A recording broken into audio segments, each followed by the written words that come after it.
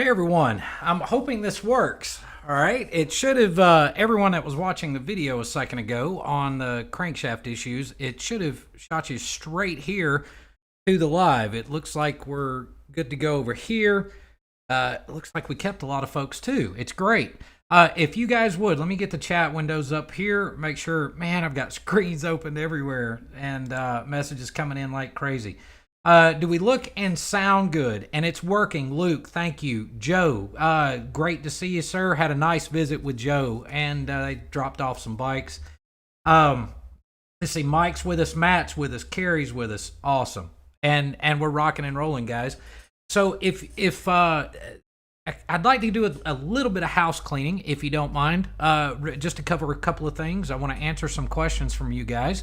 Thanks for all the thumbs up. We've got a ton of members in here too. We've got Brian, we got Ralph, Matt again, Dave Kennan, thank you, sir, thumbs up. Ryden's with us, Dave's with us, Corey's with us. Awesome, we're rocking and rolling. So a little bit of house cleaning. I know, guys, you haven't seen a video from me in a while. And see, I'm getting bagged. Look at this. You believe this? Lack of sleep. I'd mentioned, we finally got parts rolling in and stuff like this. We have been running wide open in the shop. Getting builds done. I've gotten like 7 or 8 complete engines built, and guys been working with me. We're getting a ton of machining done. So we're gonna have a whole bunch of engines going into frames for you guys. Have been waiting quite a while. So we've got engines done. We've got other parts coming in and stuff like that. So things are good there. As you heard at the end of that video, we've got some great content coming. I'm really excited about, and so that's coming. I already mentioned them. I don't need to go through them again. I wanted to give you guys an update on the All Kids bike thing. For you guys that donated to the All Kids bike, give a thumbs up. We actually had a couple of anonymous donations come in and stuff like that. Just absolutely awesome. So. We're going to give a big round of applause to all of us, for you guys that donated, and even the donations that came in after we did the live last time. I matched all of those. So I'm matching close to right at $1,800. It's a little over $1,800. And then I took all the profits from the t-shirt sales, the skunk shirts on our Teespring store. I put all those profits in, and then all of your donations. Guys, round of applause. The school is fully funded. How awesome is that? So I'm meeting again with the principal and the PE teacher, and we're going to talk about the program again, and then I'll be ordering bikes from All Kids Bike. They all come in disassembled, and then I'm hoping we can plan a day at the school and do a build party, and then do some stuff and let you guys see. Thank you to all of you that donated for that. It's a wonderful, wonderful program. If we can get kids on bicycles, hopefully we'll get them on motorcycles. So big round of applause to you guys. Thank you so much. All right, so enough of the house cleaning. Again, guys, thanks for sticking with us. Again, I know I haven't put a video up in a while, but customers come first. I am, so that's what we have to do. A couple things I wanted to show you to explain a little further in the video. So this is the finished piece here. And again, like I said, I just took the old way of doing it. You can just take a sprocket shaft out of a 5-piece crank, the old cranks, and then you machine a block like this, and you weld it to an old sprocket shaft. And I thought, you know what, figure out a way to save time. I had a bunch of cranks laying around anyway, a bunch of bad ones. So I just took the crank and split it in half, and then this, again, sprocket shaft side, and machine this, and then it sits in the vise like that. So let me explain what this is and why it is. I have several of these, but we have so many bottom ends we're doing at one time. I needed a few more of these tools. So since I had the bad crank, I'm a miser. If I can figure out a smarter, quicker, easier, less expensive way to do it. So imagine this is your, your sprocket shaft. Again, on M8 and twin cam are the same. We got to remember that, guys. So this is your sprocket shaft that's right here.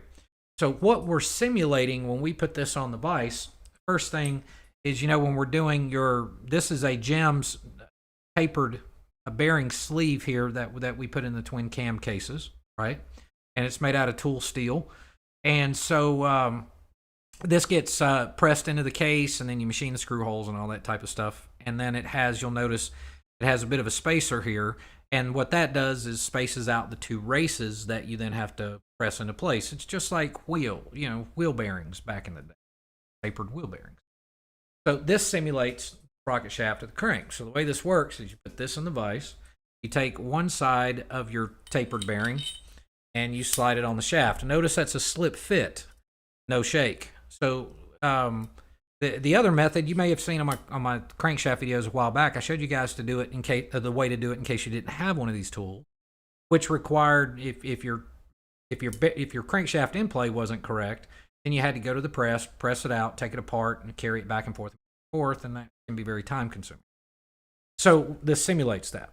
So you slide that bearing on like that, and then basically what's happening here, then you have the spacer. This little spacer is what the final is the determination of your end play on the crankshaft, right?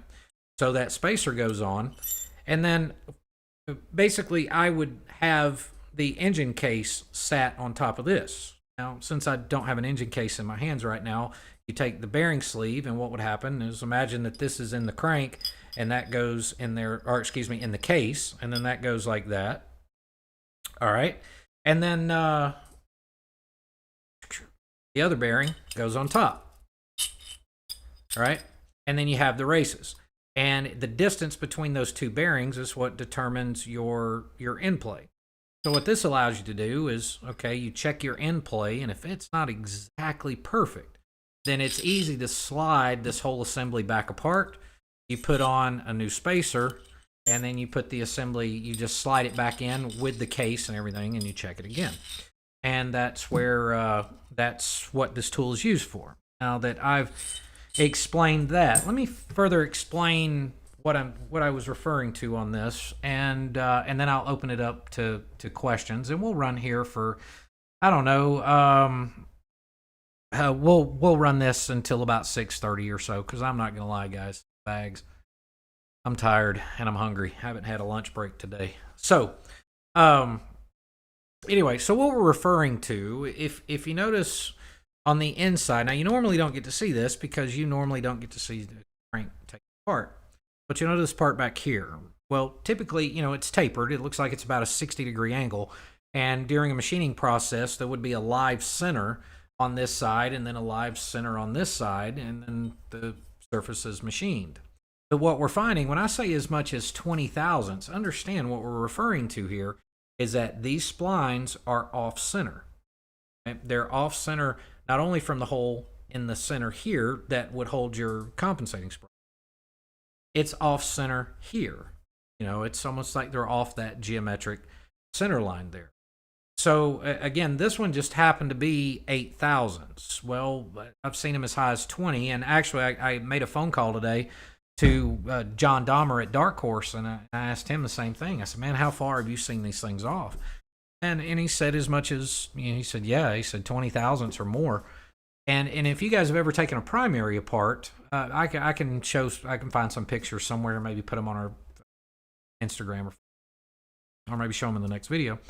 But if you've ever taken a primary apart and you look at the inner primary, you can see this groove that's carved inside the inner primary, just like this, and it lines up perfectly with the teeth on the ring gear that engage your starter. And what's happening there, it could be either a combination of this and a combination of crank run out itself, which run out is, you have shaft run out as well. So this shaft can be crooked. Not only do you have run out issues there, but you also have, the actual flywheel halves in this direction and also in this direction. And then alignment with the pinion shaft. So there's more to run out than just checking the pinion shaft right at the cam support plate, right? So there's total indicated run out across the entire thing. And then there's also measuring run out at just the bearing surfaces here. It's typically your wheel run out. And then the actual shaft run out where you measure it, here on the splines and then at the very end of the pinion shaft. So there's a lot of dimensions that go in there. So one of the reasons that I wanted to mention this is, especially with M8s, when I quote prices on doing cases and stuff like that, I have to do it in a range, and a lot of people don't understand that. So, and it can vary by several $100s. And one of those aspects uh, is this flywheel half any good? And I would say probably about 50% of the time, the sprocket shaft side, you have this issue. And when it costs what it costs to do an engine job, and we're talking a few $100 difference, most people just prefer to just get a whole entire new assembly that doesn't have this issue. All right. So, you have that, but then you also got things like the lifter bores and the porosity issue. Lifter bore itself, the potential for having to bore and then sleeve the lifter bore. So there's a lot of reasons why bottom end price. This is a big one. So I'm going to scroll through, see if there's any questions here, and you guys feel free to ask me some questions. I'll hang out here for about another 10 or 15 minutes, and then let me get my mouse going here. It's around here somewhere. Bear with me a second, guys. Let me get the chat window live. All right. Joe mentions, I thought I could get by without doing the bottom end. Your videos quickly disabused me of that notion, but seeing that piece on the lathe the other day, geez. Yeah, Joe got to see it for himself. And again, this one's not as bad as what a lot of these are that we see. Now, the common question, I don't want to mislead anybody, and I'm not a fear monger. You guys know that. I'm asked a lot of times, how do you know when you need a crankshaft? We got to keep in mind the construction of the M8 crankshaft isn't drastically different than it was for the twin cam. And so I say, there's several factors that go in as to whether or not you really need to do the bottom end and do the Temkin. A lot of it depends on you and your right hand, how aggressive you're going to ride. The other is the condition of the factory unit and your level of confidence in that factory component. So there's a lot of factors. Let's see. So Michael Jones asks, how do they fix it? Well, you do a new flywheel half. You either find a used OE half and do it that way, or just start with an entirely new crankshaft assembly, or new halves, and then assemble it, blueprint it, weld it, balance. So Matt, it's not just scissoring or balance, but also how the two shafts are machined. That is absolutely correct. So, everything has a little bit of a tolerance. So it's the total, the total thing that we have to look at. And what we do when we're blueprinting one of these engines, when Dark Horse does a crank for us, we spec to those very tight tolerances. They make that crank to a spec for us. And I don't know why the phone's ringing. So they make that spec for us. And hang on, guys, let me turn this off. All right, there we go. So they spec that for us, and not only for, total run out and everything else, piston weights and so Dewey, yeah, your primary was trashed. Yes, sir. So Dewey, we've got a bunch of engine teardowns coming as well. We had 2 engines dropped off. These guys, they ride together. They ride the same places, everything else. Their bike is serviced the same and everything else, but there's a variance of mileage between the two. So it's going to be real interesting to tear those engines down side by side and compare the wear patterns on those. That's going to be pretty interesting. Now, Dewey's is another teardown that's coming. His is a 2003, if I recall correctly, a twin cam that completely locked up. So I'm curious to see what we're going to find in there. And then we have another teardown for Joe coming on an early twin cam that's going to be really one of my favorite builds. It's a 4-inch stroke on a 4 1/8 bore, and so that makes it a 107, but it's great for a lightweight hot rod with the right gear ratios. That one's coming. Jason Gallant asks, is there a way to determine what caused the issue with my crank? I think it was factory or after. It's really hard to say, bud.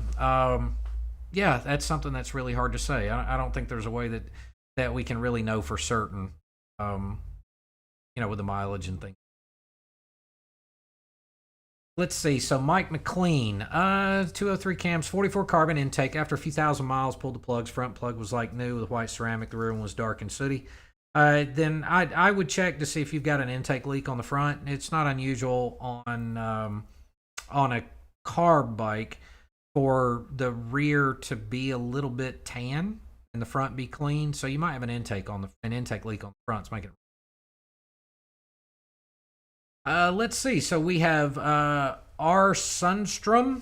when I had Hoban Brothers install my new clutch basket in Baker Grudge Box, he said my run out was at 5 thousandths on my new 124 S&S crate motor. Do you think that's too much? It depends. If you're running gear drive, I would not run five. If you're running gear drive, 5 thousandths is a lot, and really too much for gear drive. I don't want to do anything more. Chain drive, you can kind of get away with 5 thou, but also I believe S&S has a tolerance on recommended run out for their cam plates and oil pumps, which I believe is around 5. So it depends on how you're using it. Let's see. Steve Gurley. Hey, Steve. Good to see you, sir. Jeremy, how long is the wait to get a bike motor rebuild? With parts delays and everything else, some of this stuff, we've got some engines that have been here close to a year because of parts held up in shipping. There's all kind of crazy delays that are going on, stuff like that. And then, of course, quite frankly, our work backlog, but we're going as fast as we can go. So I would say, it could be upwards of a year, man, just depending on the build and exactly what we're doing. We got to remember we're custom building each engine here. So David Kennan asks, I have an 0288, broke a valve spring, ate a piston. Would you true and weld the crank or put in new? I would check it. If you're, again, all your shaft runouts and everything are in good shape, you don't necessarily have to put a new one in. But sometimes when you take a crank apart, it can require oversized crank pins, and you do machining and to have to resolve that issue. I would definitely, if valve spring ate a piston and all that, man, I'd have the crank checked. You could have, rod could be bent a little bit. It's really a toss-up which direction to go. Greg Miller, can't wait to watch my teardown. Yes, sir, it's coming soon. Let's see, Paul Hewson, good stuff. Merry Christmas, Paul. Thank you very much, sir. Jim Frederick, are you going to feature that 107 build? I want to do a 107 also. Yes, sir, we will. Matt Pelletier, hope you can live stream my teardown. Just set it up, let it run, no editing. You know what? That's not a bad idea, Matt. We might be able to do that, bud. If you don't mind, will you send me an email just to remind me to do that? Let's see, Joe, audio's cutting out some. I will move this microphone closer. It's probably me. Sorry about that. Dale, how does one check run out on sprocket side with it in the case and frame? Wouldn't the grooves cause dial indicator to jump? That is a great question. So one thing that the way we do it is we made an aluminum sleeve, actually, that slides over the splines and is a relatively tight fit. One way that we another is a spacer through the bolt here, but then these can be off center of each other. So you can also take, it's kind of a crude way to do it, but if you take a piece of electrical tape, run around it, then it makes it a little easier for your dial indicator to ride up and down. Another way, just make sure your dial indicator is secured really well, and then mark, teeth. Like maybe make a mark here, one here, here, and spot check on your way around. And then as you spin it, just lift up very easily on your dial indicator, spin it over a little bit, drop it on the crown of the tooth in that, I would say, quadrant or sector marked off there. And then check it as you go around that way. So that's one good way. Let's see.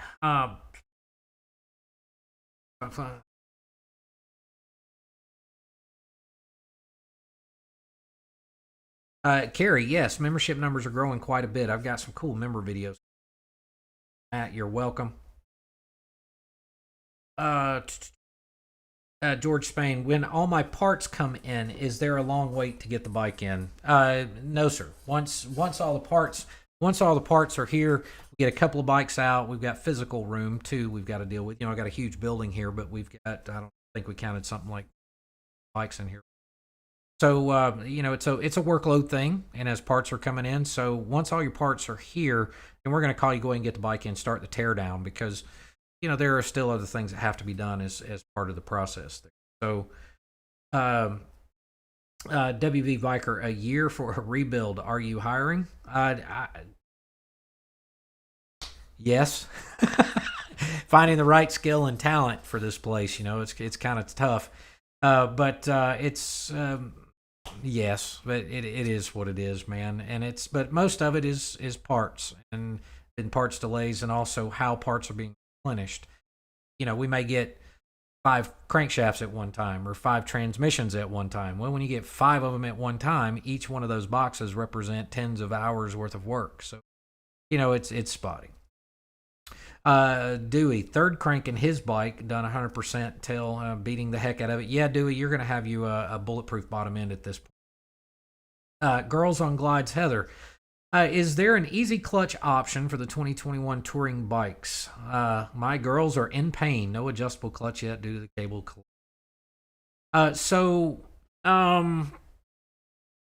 Actually, if you would email me on that, Kevin at baxtersgarage.com. There's several things that we're looking at and also testing on those clutches, the 2021s. A lot of what you're dealing with, how much spring pressure you're going to need on clutch is going to depend on, of course, their riding style is one, and also what's been built, the performance aspect of it.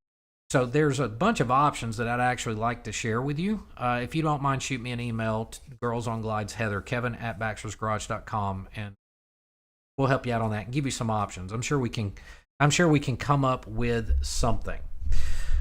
All right, let's see what's next. Michael Willard, has there been an average miles prior when the run out issue raised an alarm? No, sir. I have seen run out issues on everything from new bikes all the way to, sorry, I'm going to get a little closer to my mic here, all the way, new bikes to many thousands of miles. It's really hard to say on that. It's a great question. I just don't have a definitive answer, unfortunately. Our Sundstrom, thank you. Merry Christmas, bud. Thanks for joining us. Go have some dinner. John Frank, how does the sprocket shaft indicate when the spline end is in a collet? In a collet. I'm sorry, I had to think for a second what you were referring to. Exactly the same way. And it's regardless of how you check it. You can put it in a collet. You can measure, center on this bearing surface. If you center here, and indicate the 0 here, and then measure run out on this end, you still get the same exact number. So it really has no difference on that. Tazzy Tiger, Merry Christmas in advance, sir. Down under in Australia. Cheers, mate. Cheers. David Kennan, with workload, are you still offering consulting for a fee? How can I set up something? Yes, David, we are. It pretty much has to be after hours these days. If you reach out to either myself or Jason, I'm letting Jason schedule all of that for me, the general manager, because when I walk in the door, I'm walking in the shop and running wide open. But so you can send me an email again, Kevin at baxtersgarage.com, and we can Jason will call you and we'll set that up and schedule and stuff. We'll see what we can do to help you. Dirk, what's the turnaround on casework? What's the difference between your crank and a dark horse performance packages in stock? So turnaround on casework, a lot of it depends on what casework needs to be done. And, again, if you want everything done proper, it's going to be checking lifter bores and all that type of stuff. The difference between our crank and a dark horse, all of our performance cranks, we let dark horse do them for us. We just spec them out. So, those guys are awesome at what they do. And when they have the tools, equipment, the talent, the history, and the precision, and then we can provide them with the specification based on the build from, piston weights. Of course, when we're doing engine builds, we have very in-depth consultations with customers. So we take all of that information, their riding style, what RPM range they're riding at, all of those things, and we compile that data, and then Dark Horse builds the crank for us to our spec. So on average, if you're just talking a crank, it depends on exactly what it is, whether it's suitable to do knife edge, windowed, if it's a reman, if it's a but on average, 2 to 4 weeks, give or take. But depending on the condition of your case, whether it's Temkin, whether you've got lifter bore issues, things like that, that can add some time to it. that question. All right, guys, let's see if we've got any more questions. We're going to do a speed round here for about 5 minutes. And I want to, before I do the speed round and sign off, I want to thank all of you for joining. I don't know, what do you think? Let me hear your comments. What do you think about this doing a short video with a live, doing a live after? See what you guys think. I thought it might be a good way to kind of support the video and answer some questions and such. So, before we fall asleep mid-chew. All right, so let's take a couple of more questions. Marshall 650. What would be a good cam range for 103 twin cam softail? Low RPM riding, barely go over 4,000 RPM. You can probably email us on that too. The Zippers Redshift cams, they've got a lot of good choices there. There's some really good S&S ones that you could go with. Basically, for something like that, you want something with a relatively low lift, 510, 525, give or take. You want a pretty short duration on that. You want a tight lobe center line on that, an early intake close. All of those things combined are going to really promote that low to mid-range torque for you. It may produce a relatively narrow power range, but if you never go over 4,000, it doesn't matter. But those things will really, those characteristics will drive low-end torque down in that lower RPM. Bosco Dog looking good. Thank you, sir. Video live chat equals shot plus chaser, Joe. I like that. That's pretty cool, man. Brian Webb worked out perfect. Thumbs up. Thank you, sir. Ron Taylor, skunk, and thumbs up. Have a great Christmas. Jeremy. That's a unique spelling. Jeremy Shoemaker. I like that, man. That's pretty cool. Thank you, sir. Have a great Christmas. Larry S. Let's welcome Larry as an apprentice. Just joined as a member. Thank you very much, Larry. I appreciate that. Matt, you're welcome. Have a good evening. Ralph, thank you for supporting the channel. Let's see. Guys, that's awesome. I want to thank all of you very much. Oh, Trooper Spirit, before the speed round, wish you and your family a very Merry Bah Humbug Christmas, Hanukkah, Kwanzaa, whatever it is you celebrate. I'm all about it. So thank you, sir. All right. We've got, let's see, it's 6:37. 3 minutes speed round. And we'll just chat and we do the speed round. Merry Christmas, everybody. Let's get all of that out. Merry Christmas. Happy New Year. You guys are awesome. Awesome. I will tell you this. I'm going to take a break. Actually, the whole crew is taking a break. We're working overtime. We're going as hard as we can go to get as much done before Christmas Eve. And then from Christmas Eve to just after New Year's Day, we are going to shut the shop down. And all the guys have been killing themselves to get stuff done. So we are going to take a break. So I doubt I'll upload any videos or anything during that time. So we've got some cool stuff coming. All right, guys, I think we're done. Thank you all very much. What was the final tally for the bike drive you did? Vernon, thank you for asking. We rounded right at $5,000 was the grand total between what was raised, what I matched, the t-shirt sales. We came in at $5,000, and that's what it costs to sponsor a school. So thanks for asking. And all right, guys, great show, I think. Thank you all for joining. Welcome to all of our new members. Guys, if I didn't see your question, I apologize. Again, 6 bags, I'm tired. It's been a long day. I hope all of you have an awesome evening. Thanks for what you do. Thanks for who you are. Thanks for all your comments on videos and your likes and your all that. You guys mean the world to us. And y'all take care of yourselves and each other. Have a great evening.